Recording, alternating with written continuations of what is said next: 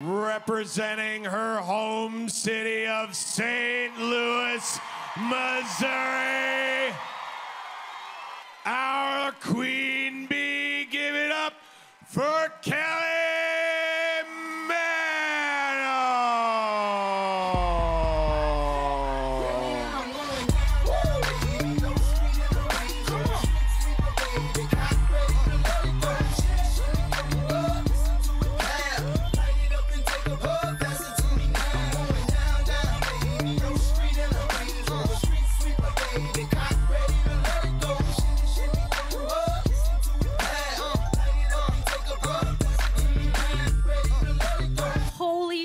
Balls, you guys.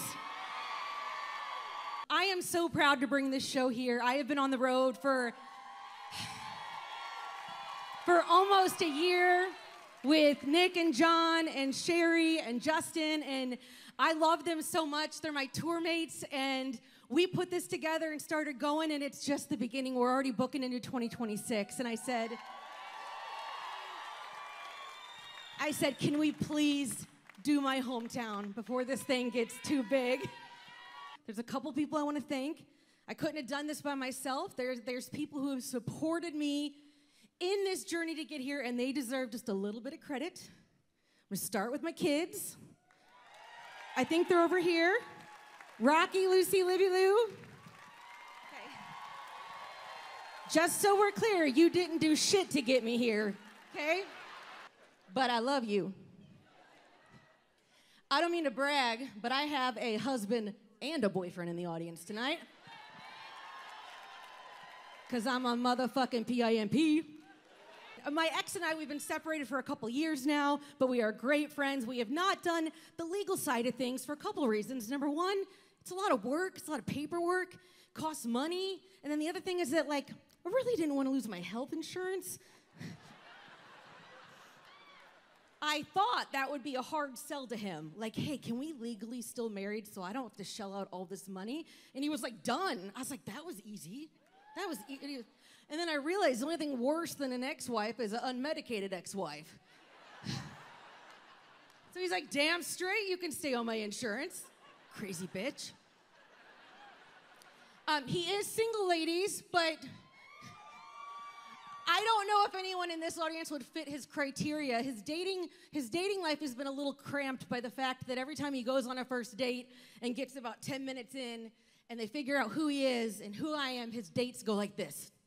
Oh my God, Kelly Manno is your ex-wife? I love her.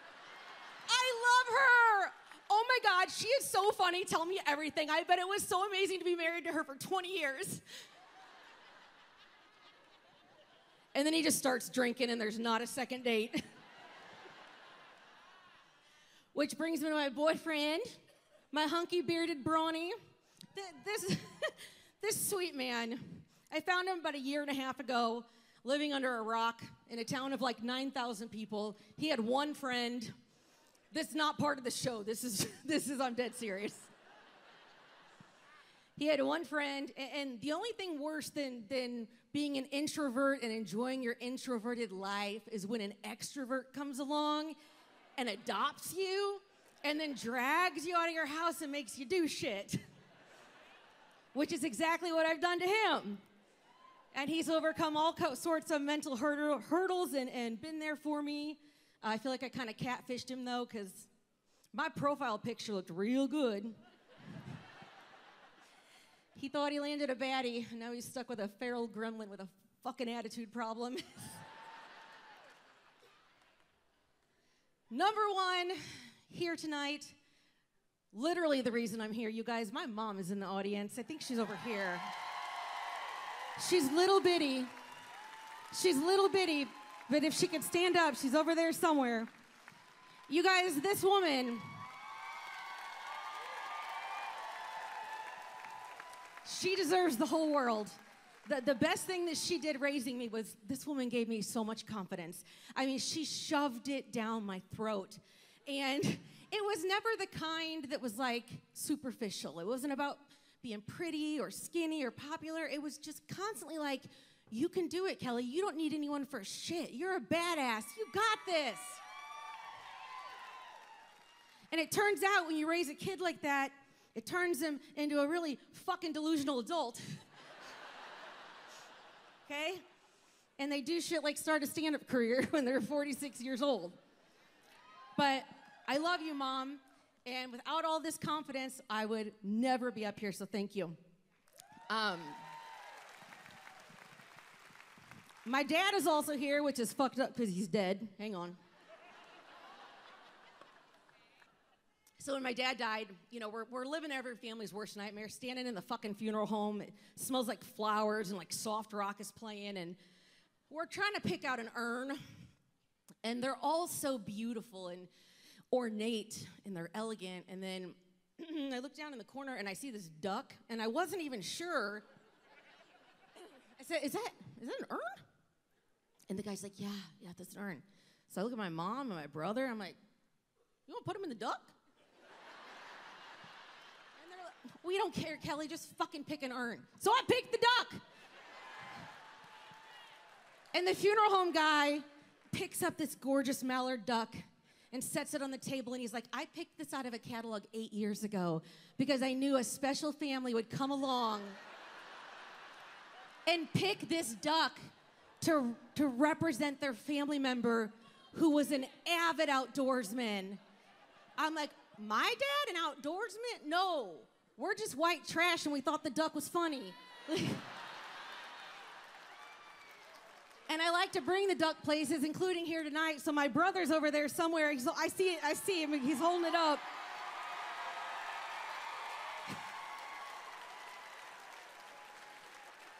We got a knock on the door back there. Security's real tight when you do this kind of stuff, and they have to approve everything that comes in the door. And I heard a knock, and someone's like, is someone expecting a duck?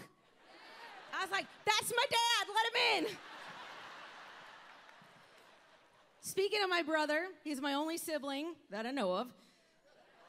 We're really close in age. We're barely a year apart. He's been my built-in best friend my whole life, but he's also given me the permanent role of black sheep in the family.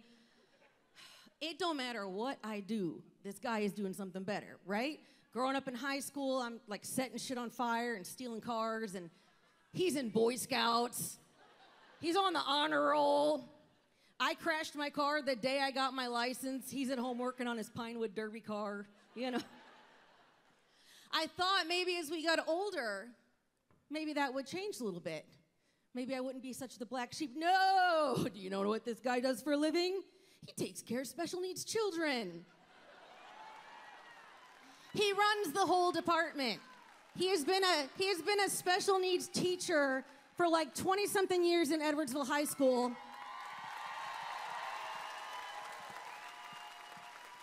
All right? About a couple years ago, we were both in the news the same week, and I knew my mom was gonna be so proud. He was in the news because he like replaced some kid's wheelchair or something. I don't know, like a kid's wheelchair got stolen or broke, and he like did this big fundraiser, and the whole town was like, we love you! Day later, I'm in the news because I sent a box of shit in the mail to Stan Kroenke.